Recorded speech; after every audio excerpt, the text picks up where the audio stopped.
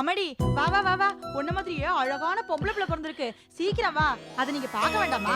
வாயேன், சீக்கிரம் வாமா.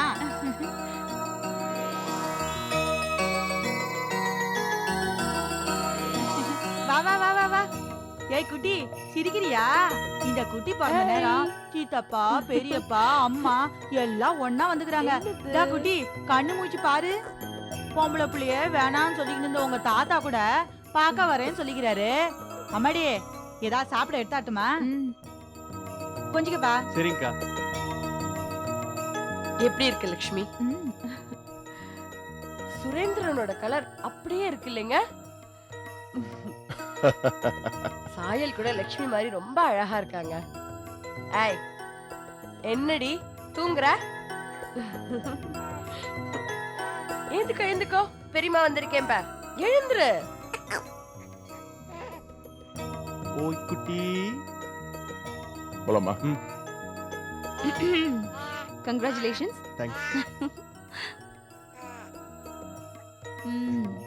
Die. ஆச்.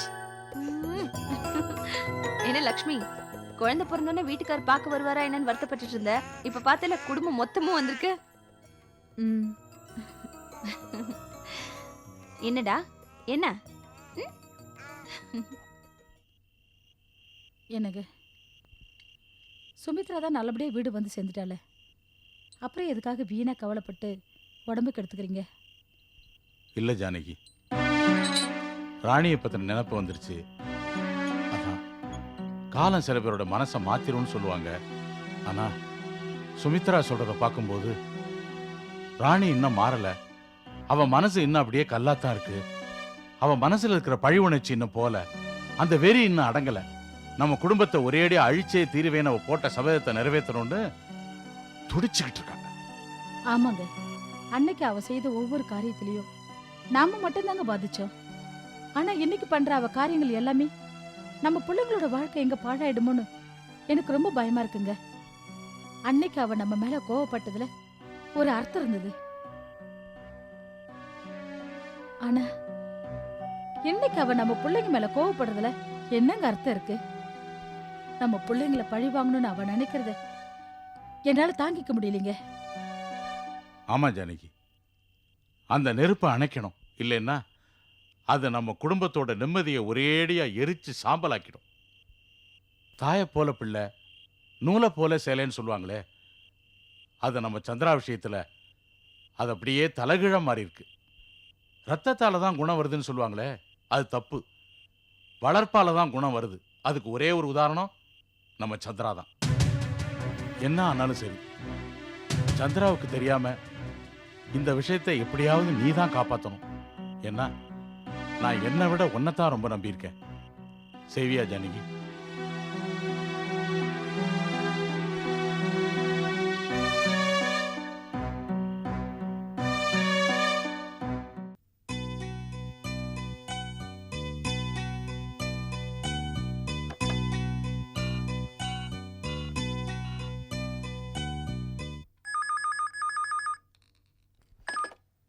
ஹலோ சந்திரா, லலிதா பேசுறேன்.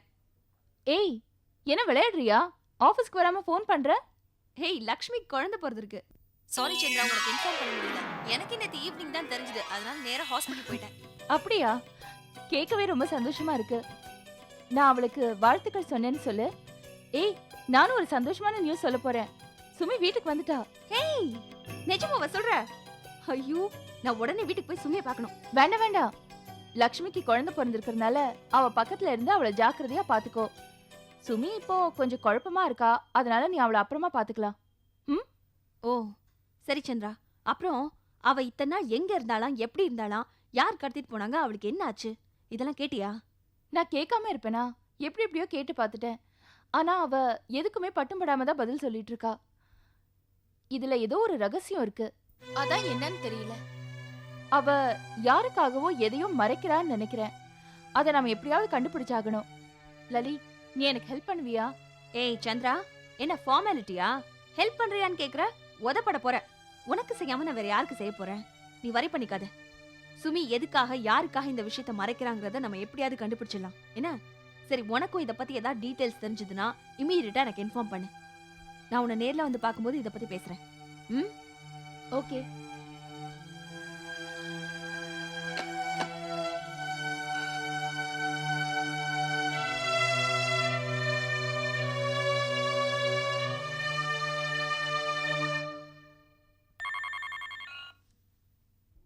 என்ன மிஸ்டர் சுந்தரேசன், நான் ஃபோன் பண்ணுவேன் நீங்க எதிர்பார்க்கல? எதிர்பார்க்கல. வணக்கம் ராணிம்மா. பரவாயில்லையே, இவ்ளோ டென்ஷன்லயும் என் குரலை கண்டுபிடிச்சிட்ட. அது உங்க குரல் கம்பீர குரலாச்சா, அமெரிக்கா குரல். அது எப்படி மறந்துட முடியும்? அதான் நான் உன்னை மீட் பண்ணணும். நீ இங்க வர தனியா? வரேன், கண்டிப்பா வந்து பாக்குறேன் ராணிம்மா.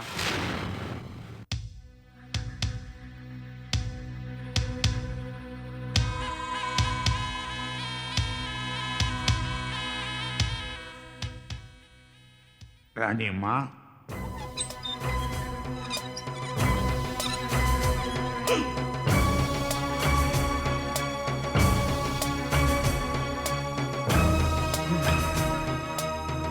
ராணிம்மா, முடியெல்லாம் நரைச்சு போய் இப்படி முழுசா உருக்குலைஞ்சு சக்கர நாற்காலியில உட்கார்ந்து இருக்கிறீங்களே,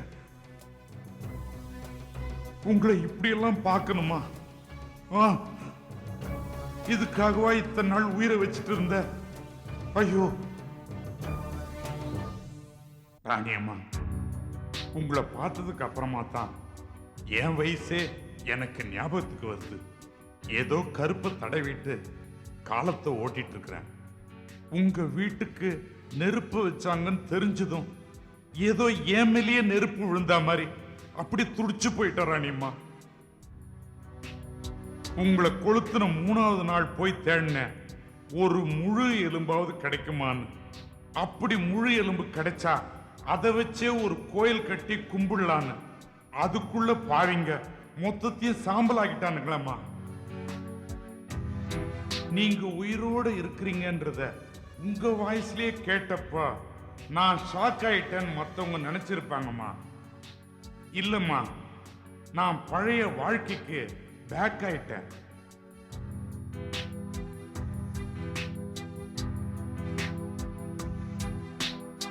இப்ப கூட உங்களை நேர்ல பார்க்கணும், மரியாதை பண்ணணும், உங்களை கையெடுத்து கும்பிடணும் தாமா இந்த வீட்டுக்குள்ள காலெடுத்து வச்சேன். ஒருவேளை என் மேல தப்பு இருந்தா என்ன குத்தி கொள்ளுங்க, இல்ல கொளுத்தி கொள்ளுங்க, எதுவா இருந்தாலும் நான் ஏத்துக்கிறேன். ஆமா, நான் தப்பே செஞ்சிருக்கேன்னு வச்சுங்க. நான் இங்கத்தான் இருக்கிறேன், இப்படித்தான் வாழறேன்னு ஒரு வார்த்தை சொல்லியிருக்கலாம் இல்லையா? அப்படி எங்கத்தாமா நீங்க மறைஞ்சு வாழ்ந்தீங்க? நான் அந்த நெருப்புல எரிஞ்சிட்டேன்னு எல்லாரும் நினைச்சிருந்தாங்க. அந்த நிகழ்ச்சிக்கு அப்புறம் என்னோட லண்டன்ல படிச்ச ஃப்ரெண்ட் ஒருத்தைய பார்த்தேன். அவ நடந்ததெல்லாம் கேள்விப்பட்டு அவளோடைய என்னையும் கூட்டிட்டு போயிட்டா. 15 வருஷமா அவளோட லண்டன்ல தான் இருந்தேன். எல்லாத்தையும் இழந்ததை நினைச்சு 15 வருஷமா நான் எவ்வளவு வேதனைப்பட்டேன் தெரியுமா? சொத்துக்காக சோமு பண்ண துரோகத்தை நினைச்சு தூக்கம் வராம ராத்திரியெல்லாம் நான் எவ்வளவு கஷ்டப்பட்டேன் தெரியுமா? அதுக்கப்புறம் என் ஃப்ரெண்டும் இறந்துட்டா. எனக்கு அங்க இருக்க பிடிக்கல. மறுபடியும் நான் இந்தியாவுக்கே வந்துட்டேன். இங்க வந்ததுக்கு அப்புறம் சோமநாதனை பழி வாங்கணுங்கிற எண்ணம் எனக்கு இன்னும் அதிகமாயிடுச்சு. அவன் குடும்பத்தை நான் பழி வாங்க துடிச்சேன். இப்போ என்னாலதான் சோமநாதனோட குடும்ப சித்திரவதையை அனுபவிச்சுட்டு இருக்கேன். ஆமா, நம்ம சொத்தெல்லாம் என்ன ஆச்சு? அத சோமு என்ன பண்ணா? சொல்றம்மா, அனாதையா வந்த எனக்கு உங்க அப்பா ஆதரவு மட்டும் கொடுக்கல, சொத்துல, பங்களாவில், ஃபேக்டரியில எல்லாத்துலயும் பங்கு கொடுத்தாரு. அது உங்களுக்கும் தெரியும். நான் என் சாமர்த்தியத்துல 10 100 ஆக்கி, 100 1000 ஆக்கி, 1000 கோடி ஆக்கி இன்னைக்கு கோடீஸ்வரனா உங்க முன்னால நிக்கிறேம்மா. நான் கோடீஸ்வரனா நிக்கிறேன். ஆனா உங்க அண்ணன் சோமநாதன் தெருக்கோடியில வெறும் ஈஸ்வரனா நிக்கிறாமா. அவனுக்கு குடிப்பழக்கம் உண்டு, கூத்தி பழக்கம் உண்டு, உலகத்துல இருக்கிற எல்லா கெட்ட பழக்கங்களும் உண்டுமா. அதனால்தான் கோடீஸ்வரனா இருந்தவன் லட்சாதிபதியாயி இன்னைக்கு வெறும் பிச்சாதிபதியா தெருவில் நிக்கிறாமா. இது எல்லாமே அவன் உங்களுக்கு செஞ்ச துரோகத்துக்கு கிடைச்ச பரிசுமா. இது மட்டும் போதாதுமா, அவன் உங்களுக்கு கொடுத்த கஷ்டத்துக்கு பக்கவாதம் வந்து பக்கத்துக்கு ஒரு கையும் காலும் விழுந்து போகணுமா. உண்மையை சொல்லணும்னா அந்த வீட்டு பொண்டு பிள்ளைங்களுக்கெல்லாம் நான் தாமா கை செலவுக்கு காசு கொடுக்குறேன். அதுலயும் அந்த சந்திரா இருக்கிறாளே, அவ ஒரு சக்கர பாகுமா. அவளுக்கே தெரியாம நான் எவ்வளவோ அவளுக்கு உதவி பண்ணியிருக்கிறேன். நான் மட்டும் இல்லைன்னா அவ வாழ்க்கையே புயலா போயிருக்கம்மா. நான் இருந்து அதை தென்றலாக்கணுமா. நான் ஒவ்வொரு நிமிஷமும் அந்த சோமநாதனை எப்படி பழிவாங்கலான்னு யோசிச்சுட்டு இருக்கேன். நீ என்னடான்னா அவங்களுக்கு உதவி பண்ணிட்டு இருக்கியா? அவன் எனக்கு எதிரின்னா உனக்கும் எதிரி இல்ல? இல்லைன்னு சொல்லம்மா. இருந்தாலும் உங்க அப்பா நிழல்ல நாங்கெல்லாம் ஒன்னா வாழ்ந்தவங்கம்மா. அந்த ஈரம் இன்னும் என் மனசுக்குள்ள இருக்குதுமா. ஆனா இன்னைக்கு சொன்னீங்கல்ல ஏன் எதிரி உனக்கு எதிரி இல்லையான்னு, இப்ப சொல்றம்மா. சத்தியமா உங்க எதிரி எனக்கு பரம எதிரி. ராணியம்மா, நீங்க ராப்பகலா உருகி உருகி இப்படி உருக்குலைஞ்சு போனதுக்கு காரணமே அந்த சோமநாதன் தான். இப்ப சொன்னீங்களே, இன்னைய நிலைமையில நீங்களும் நானும் கூட்டணி வச்சா நீங்க தாதா நான் பாபா. அதாவது நீங்க பொம்பளை தாதா, நான் ஆம்பளை பாபா. முழுசா இந்தியாவை மொத்தமா கலக்கிடலாம்.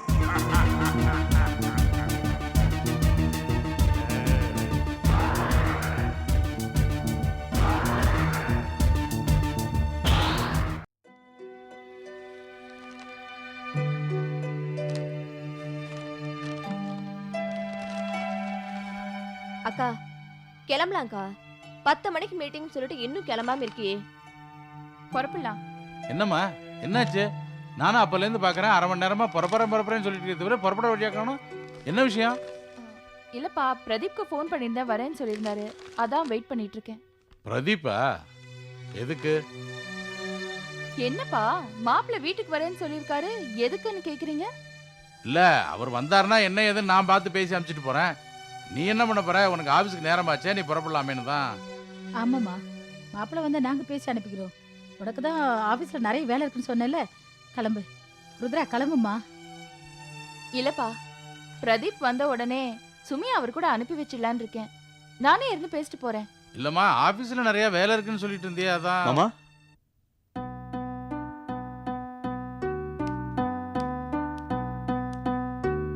வாங்க மாப்பிள்ள, உட்காருங்க.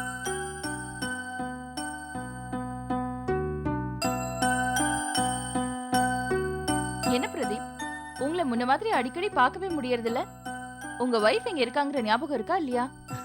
அப்படிலாம் ஒண்ணும் இல்லையே. நான் அடிக்கடி வந்துட்டு போயிட்டு தானே இருக்கேன். சுமி கூட கேளுங்க. என்ன மாமா? ஆமாமா, அடிக்கடி வந்து போயிட்டு தான் இருக்காரு. இல்ல, சுமி காணாம போனதுக்கு என்ன காரணம்னு சொல்லிட்டாளா? நடந்தது எதுவுமே ஞாபகத்துல இல்லைன்னு சொல்லிட்டா. ஞாபகம் வரும்போது சொல்லட்டும்னு விட்டுட்டோம்.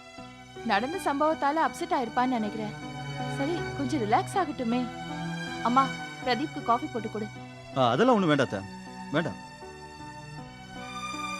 என்ன சுமி, பிரதீப் வந்திருக்காரு, எதுவுமே பேசாம இருக்க? நீ அவர் கூட கிளம்பி போ, அங்கேயே இரு. உன் டெலிவரி டைம் அப்போ நாங்க எல்லாரும் வந்து உன்னை கூட்டிட்டு வந்துடுறோம். இப்பவாவது நீங்க 2 பேரும் சண்டை போட்டுக்காம சந்தோஷமா இருக்கணும், புரிஞ்சுதா? என்னம்மா சந்திரா இது?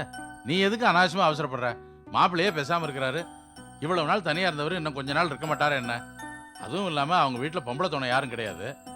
அதனால டெலிவரி வரைக்கும் இங்க இருந்துட்டு அதுக்கப்புறம் அங்க போனா சௌரியமா இருக்கும் அப்படின்னு மாப்பிள்ளை நினைக்கிறாருன்னு பாக்குறேன். இல்ல மாப்பிள்ள?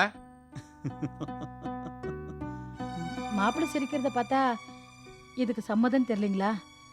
அதுவும் இல்லாம சுமித்ராக்கு இது டெலிவரி டைம், பிரசவம் தாய் வீட்டில் தான் பார்க்கணும்னு மாப்பிள்ளைக்கு தெரியாதா என்ன? ஆமாமா, அவருக்கு தெரியாத விஷயம் என்ன இருக்கு? எல்லாம் தெரியும் அவருக்கு. என்னம்மா இது, எனக்காக இவ்ளோ நாள் வெயிட் பண்ணவரு இன்னும் கொஞ்ச நாள் வெயிட் பண்ண மாட்டாரா என்ன? என்னங்க, நான் சொல்றது கரெக்ட் தானே? சரி, இந்த விஷயத்துல முடிவெடுக்க வேண்டியது நீதான். உன் இஷ்டப்படியே செய். அக்கா, டெலிவரி வரைக்கும் நான் இங்கே இருக்கேனே, ப்ளீஸ்க்கா, ப்ளீஸ். ஓகே, முடிவெடுக்க வேண்டியது நீதான். இந்த மாதிரி ஒரு முடிவு எடுத்திருக்க. அப்ப நான் கிளம்புறேன். இருங்க மாப்பிள, காஃபி எடுத்துட்டு வரேன்.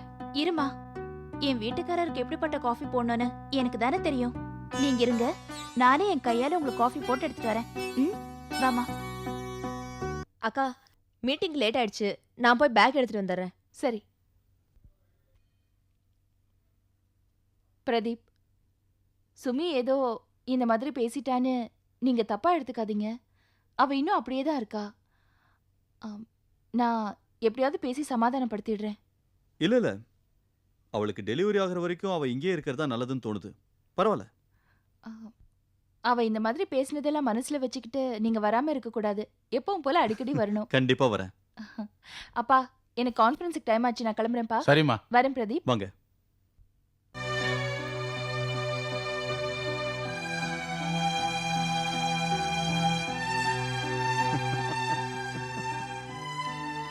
என்னமாமா, சந்திரா சொன்ன மாதிரி அப்பப்போ வந்து சுமித்ரா பார்க்கறதுல உங்களுக்கு எந்த ஆட்சேபனையும் இருக்காதுன்னு தான் நான் நினைக்கிறேன். காஃபியும் வராதுன்னு தான் நினைக்கிறேன். ஆனா அடிக்கடி நான் வரேன் மாமா.